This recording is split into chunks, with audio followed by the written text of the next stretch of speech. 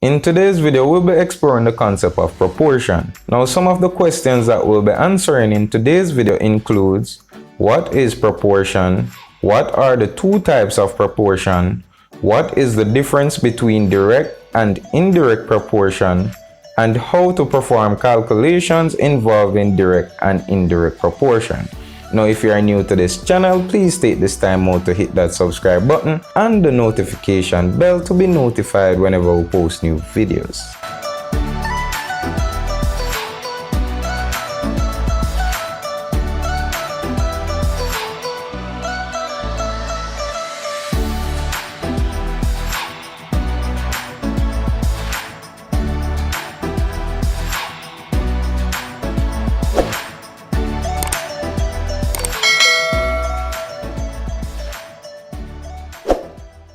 Alright guys, so I want to look at the whole concept of proportion, alright? Now, what is proportion? Now, according to this piece of information, a proportion says that two ratios or fractions are equal, alright? Now, this is normally how you set up a proportion. So we can set it up like this. So A over B is equal to C over D, alright? If we use some numbers to represent that, then we can say that what? This is a key thing. The proportion says that two fractions are equal. So 1 over 2 is equal to 3 over 6. Alright, so 1 over 2 is the same thing as 3 over 6. 3 over 6 is just an equivalent fraction for 1 over 2. Alright, so that's pretty much what a proportion is. Now we have two types of proportions. Alright, now we have what we call direct proportion, which we also refer to as direct variation. And we also have what we call indirect proportion. We also refer to this as inverse proportion, all right?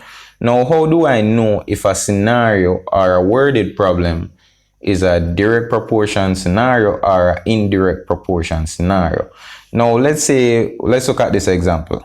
All right, so let's say Mr. James, an electrician, charges $1,000 per hour for his services, all right? So he charges $1,000 per hour.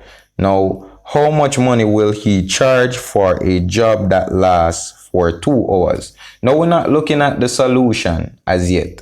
All right, we want to look at what the concept of direct proportion is talking about. All right. Now, being that Mr. James charges $1,000 per hour for his services, what we want to know now, how much money will he charge for a job that lasts 2 hours? Of course, we know that would be $2,000, all right?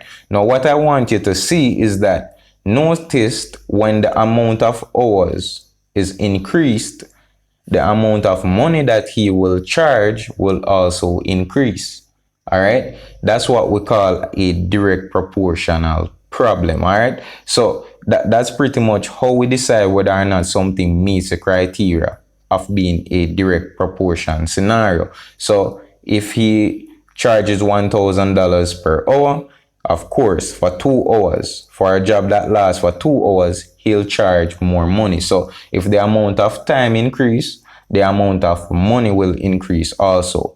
Now, the same thing applies if the amount of hours was to decrease, the amount of money that he will charge will also decrease, all right? So we can say indirect proportion as one variable increases, the other variable also increases. We can also word the definition as indirect proportion if one variable decreases, the other variable will also decreases, all right? And you might be wondering, what are variables and all those terms, all right? So the variables in this particular example would have been the money and hours, all right? So the variables are normally what the figures are attached to. All right, so we have monies here, which is the charge. So the charge and hours, all right? So those would be the two variables in this particular example. Now let's explore the whole concept of indirect proportion, all right? Now let's look at this example. If 3 pipes can water a lawn in 60 minutes, how long will it take 6 pipes to water the same lawn? Assuming that work rate remain constant, all right? Which is always important. Now, how can we assess this scenario now? This meets the criteria of an indirect proportion scenario, but let's examine this thing. Now, 3 pipes can water a lawn in 60 minutes. Alright? Now, if you had 6 pipes, now, if you increase the amount of pipes that you have, then the amount of time will decrease. So the more pipes you have, the faster the lawn will be watered. Alright? So that's what made this a indirect proportion problem. So notice the two variables in this particular example would have been pipes and minutes. As I outlined before, the variables are normally what the numbers are attached to. Alright? So 3 pipes, 60 minutes. So 3 pipes can water the lawn in 60 minutes. If we should increase the amount of pipes that we have, then it should take less time. Alright? So the more pipes we have, the less time it should take. So that's what indirect proportion or inverse proportion is all about. So if you increase one variable, the other variable will decrease. The same is true if we decrease one variable, the other variable will increase. Alright, so I hope you guys were able to comprehend all of that. Alright, so now we want to look at direct proportion or direct variation in a more detailed manner. So as I mentioned before, in direct proportion, both variables increases or decreases at the same rate. Alright, so if one variable increases, the other variable will also increases. If one variable decreases, the other variable will also decreases, as I mentioned using the example before. Alright, now in mathematical statements, y is equal to kx. Alright, so this is the formula that we normally use to solve a direct proportional situation. Alright, now this reads as y varies directly as x, or y is directly proportional to x, where k is the constant that shows the relationship between x and y. Alright, now x and y represent the variables. Alright, let's look at a table situation. So example 1. Now let's say we were asked to determine the values of a and b if y varies directly as x. Alright, so that alone let us know that we are dealing with a direct proportional scenario. Alright, so here we have the table. All the top numbers are, everything in the top represent our x variable, so 3, a, and 7 respectively. Our y are 12, 20, and b respectively. Now the key thing when solving a table situation, we always want to find a constant first, alright, which is k. So remember, the outline that up here where k is the constant that shows the relationship between x and y. Alright, so before we can solve and find the values of a and b, we want to know the relationship between x and y. Alright, so the first step is to find the constant k. Now in order for us to obtain the value of k, we want to use the column that has both numbers in it. Alright, so notice this thing. In this column we have a letter and a number. So we don't know what a is, we can't use that.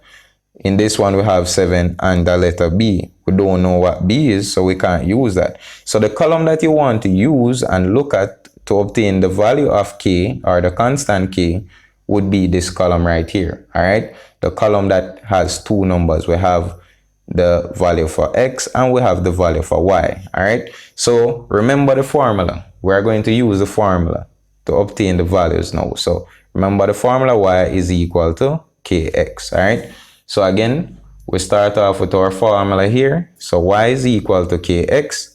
Now wherever I have y, so my y, when my y is 12, my x would be 3. So this is the column that we're looking at now to obtain our k. So wherever I have y, I'm going to replace the y with 12. That is equal to k. Alright, we don't know what k is, that's what we're trying to find. And our x now would have been 3.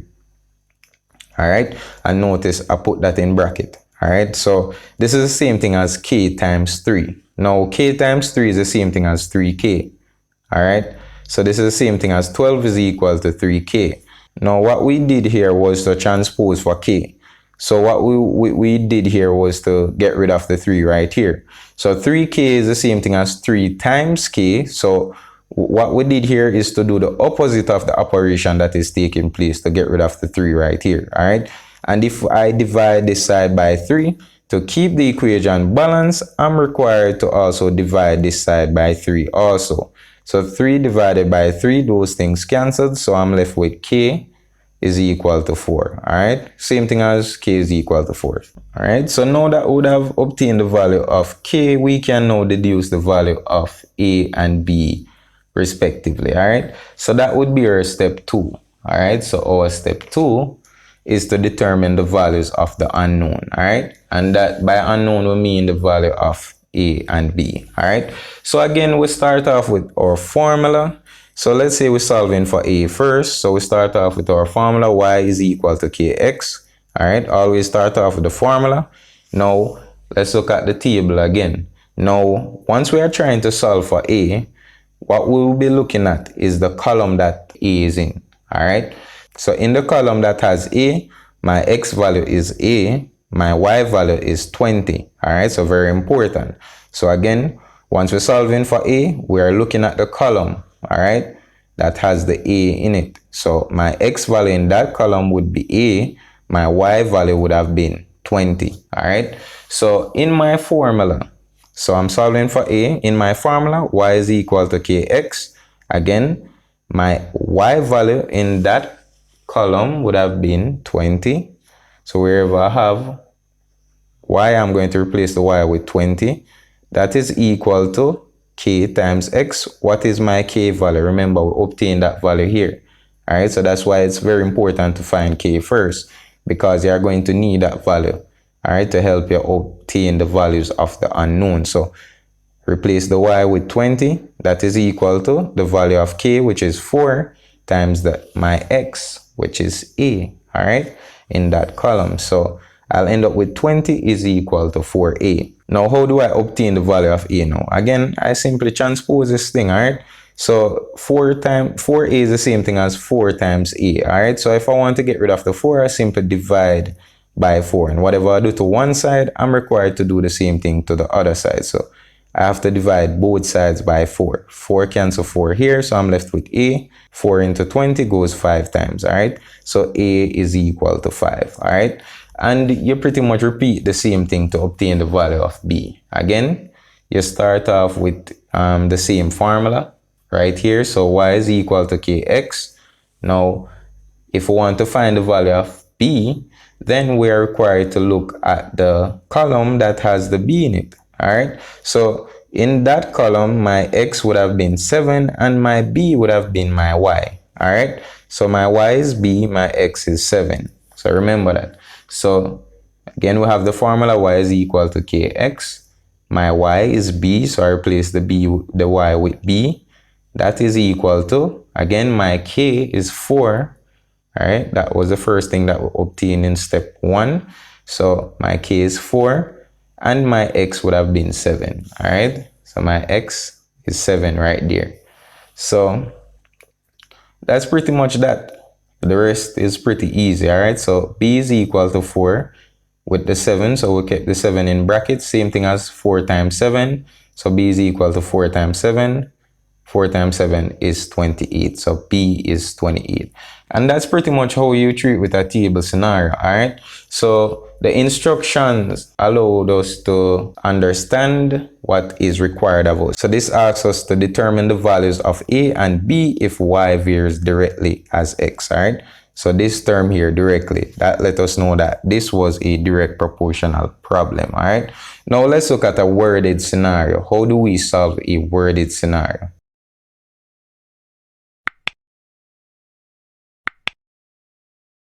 Alright, now let us look at a worded scenario involving direct proportion. Alright, so how do we treat with something like this? So again, this is the example that we'll be looking at. So Mr. James, an electrician, charges what?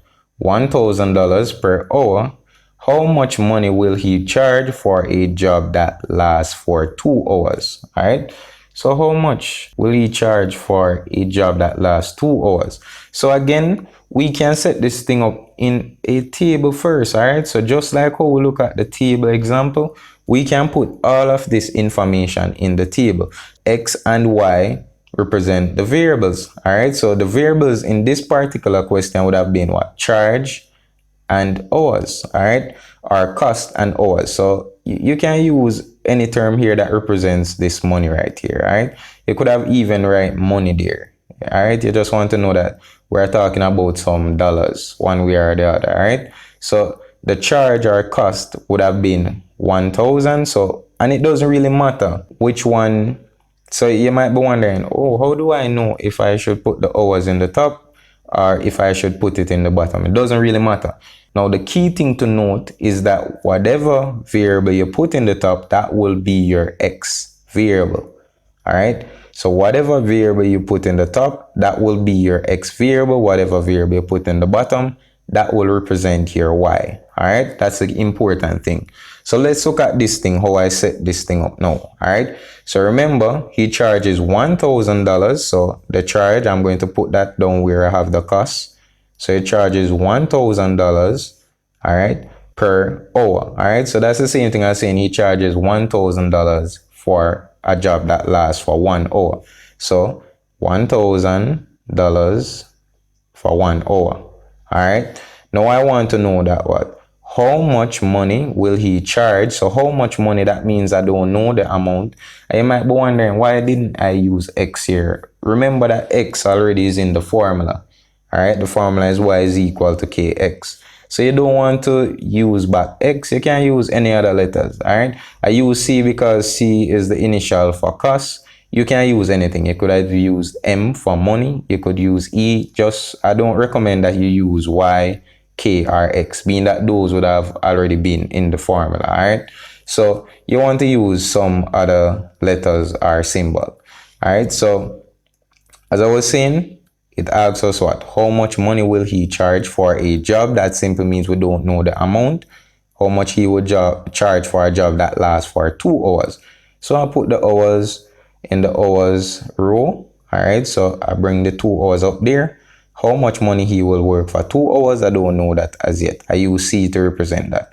And as I mentioned before, you could have used some other letter. All right. But I don't recommend Y, K, or X, being that those would have already been in the formula. So again, we start off with our formula, and remember the most important thing. Step 1 is to obtain the value of k, which gives us the relationship between what?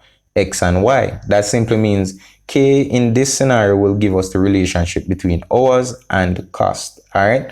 So k gives us the relationship between hours and cost. So we want to find the value of k. And again, we have to use a column that we have a value for x and y. So we would have to use this column right here. So we know that y in this column would have been 1,000 is equal to k. We don't know that as yet. That's what we're trying to find. And our x would have been the hours, which is 1. All right. So this is the same thing as k times 1. 1 times anything remain the thing. 1 doesn't change the value of anything. So k times 1 is the same thing as k. All right. So 1,000 is equal to k. So the value for our k would have been 1,000 right here. Now, being that we would have obtained the value for k, what we can do now is to solve the problem. Now we can obtain the cost for a job that lasts for 2 hours. So again, we start off with our formula. So y is equal to kx. We would want to find whatever we use here. In my case, this would be c. So I want to find c. So c here represent my y. So I would have c is equal to my k. So k, which is 1,000 that I obtained here. So 1,000 in bracket, I would have my x value, which is 2. All right. So remember, I'm using the values that is in the column where I have the c. So my x would be 2, my y would be c. All right. So replace the y with c is equal to my k. I obtained that here, which is 1,000. And I have my 2 in bracket.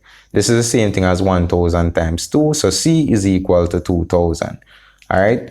And of course, that would have been straightforward. You could have deduced that by just looking at the question. So if Mr. James, an electrician, charges $1,000 per hour, how much money will he charge for a job that lasts 2 hours? Of course, that would have been $2,000. All right. So this is one way how you could show that working. All right.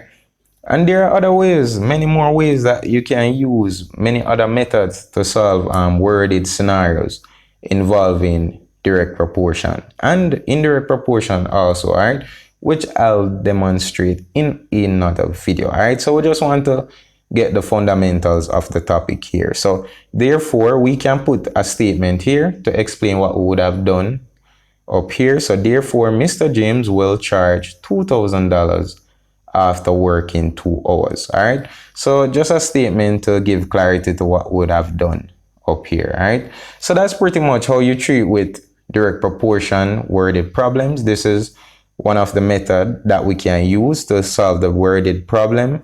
All right, I'll demonstrate, as I mentioned before, other methods that we can use in another video. All right, that will simply focus on solving worded problems. Now let's get right into the indirect proportion. All right, now let's take an in-depth look at indirect proportion, what we also refer to as inverse proportion. All right, so as I mentioned in the initial stages of the video, in this proportion, as one variable increases, the other variable decreases. All right, or we can look at it in the same manner as if in this proportion, as one variable decreases, the other variable increases. All right, so I outlined that before using the scenario. Now in mathematical statement, y is equal to k over x. So this is the formula for the indirect proportion. All right, this reads as y varies indirectly as x, or y is inversely proportional to x, where k again is the constant that shows the relationship between x and y. All right, so let's look at a table example. Now what if we had something like this? Find the values of q and r when y is inversely proportional to x. All right, so inversely proportional to x, that let us know that this is a indirect problem or inverse proportion problem. So what we want to do now, again, step one is to find the constant k. And remember, in order for us to obtain the value of k, we have to use the column where we have a value for x and a value for y. All right, so again, these columns have a unknown in them. Don't know what q is, we don't know what r is. All right, so we can't use those. In fact, that's what the question wants us to find. Find the values of q and r. All right, so we're going to use this column, the values in this column, to obtain our k. So again, what we want to do is to recall the formula that was given to us here. So y is equal to k over x. So that's what we have here. All right, so y is equal to k over x. Now what we want to do now is to plug in the values. So my x is 4, my y is 6. All right, so wherever I have y, I'm going to replace the y with 6. So 6 is equal to k. We don't know what k is. That's what we're trying to find, over the value, my x value, which would have been what? 4. All right, so 6 is equal to k over 4. Now what do I do from here now to obtain the value of k? I can simply put the 6 over 1.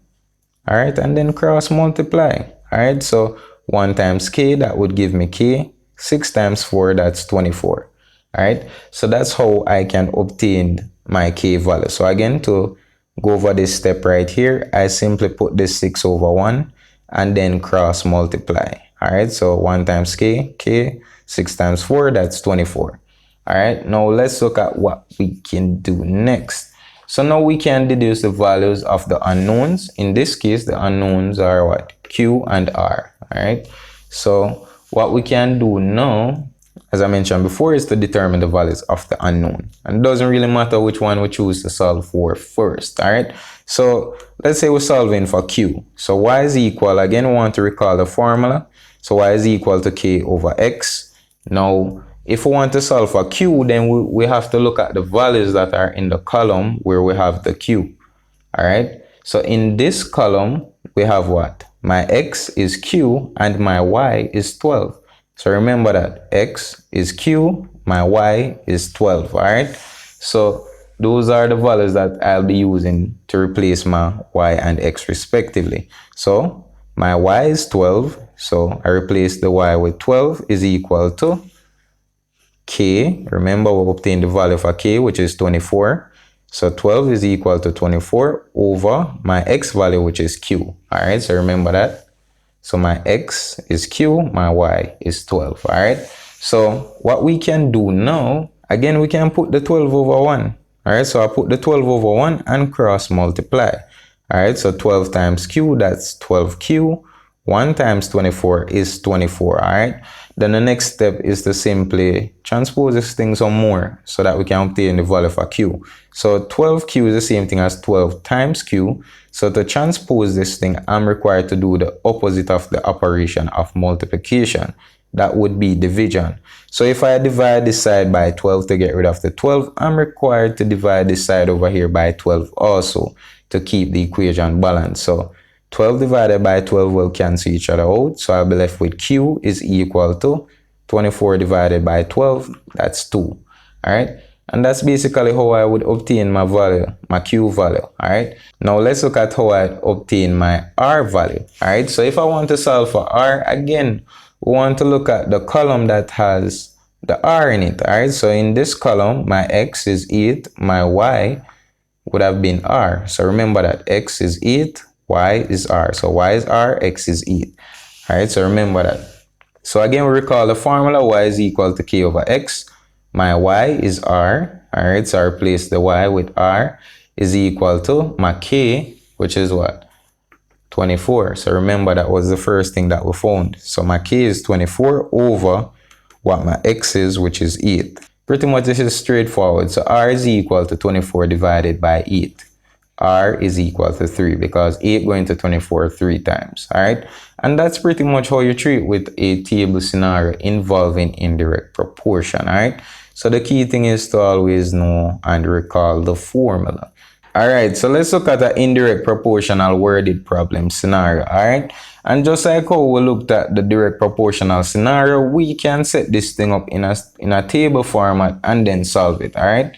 So if 3 pipes can water a lawn in 2 hours, how long will it take 6 pipes to water the same lawn? Alright, assuming that work rate remain constant. So, and again, it doesn't really matter which of the variables we put in the top or which of the variables we put in the bottom, alright? The key thing to note is that whichever variable we put in the top, that will be our x variable.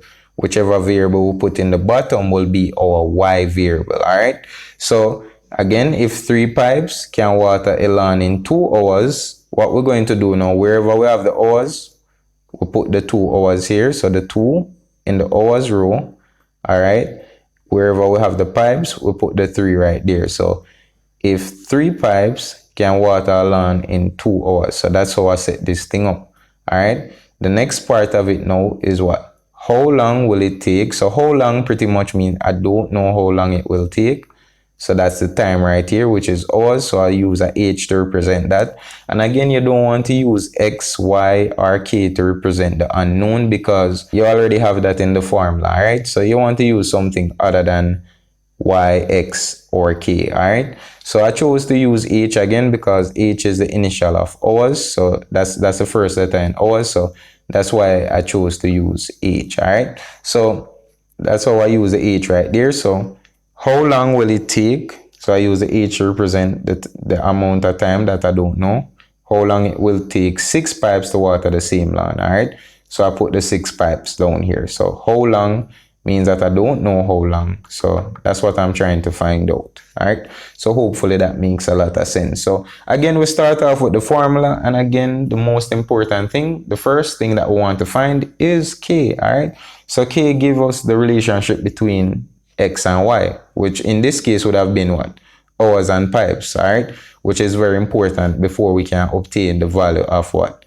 The amount of time it will take, which is in hours for 6 pipes to water the same lawn, all right? So y is equal to k over x. So again, in order to find our k value, we have to use a column that we have a value for x and a value for y, which is this column right here. All right? So wherever I see y, I'm going to replace the y with 3. Wherever I have x, I'm going to replace the x with 2. So I replace the y with 3. All right, so 3 is equal to k over x, which is what? 2. All right, so 3 is equal to k over 2. And again, I can put this thing over 1 and cross multiply. All right, so 1 times k is k. 3 times 2 is 6. All right, so again, can put this 3 over 1 and cross multiply. 1 times k is k. 3 times 2 is 6. All right. Now the final step is to actually obtain the amount of time that it will take the 6 pipes to water the lawn. So again, we start off with our formula. So y is equal to k over x. And again, if we want to find the value of h, all right, which will give us the time that it will take 6 pipes to water the lawn, then we have to use the values that are in the column where we have the h. All right, so my x in this column would have been h. My y would have been what? 6. All right, so y is equal to k over x. Again, we start off with our formula.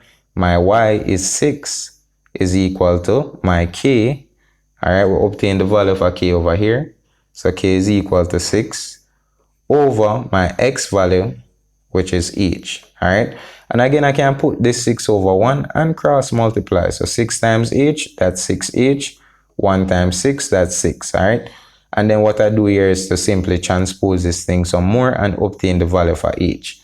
All right, so if I want to get rid of the 6 right here, 6h is the same thing as 6 times h. So what I did here is to simply do the opposite of the operation, which is to divide. So I divide both sides by 6 because whatever I do to one side, I'm required to do the same thing to the other side to keep the equation balanced. All right, so 6 divided by 6, those things will cancel out each other. So I'll be left with the h is equal to 6 goes into 6 one time. All right, so the amount of time it will take would have been 1 hour. All right, and again, I can put a statement to explain what would have done up here. So therefore, it would take 6 pipes 1 hour to water the lawn. All right, so the statement is to give clarity to what we would have done here. All right, so that's pretty much how we treat with direct and indirect proportion. All right, guys.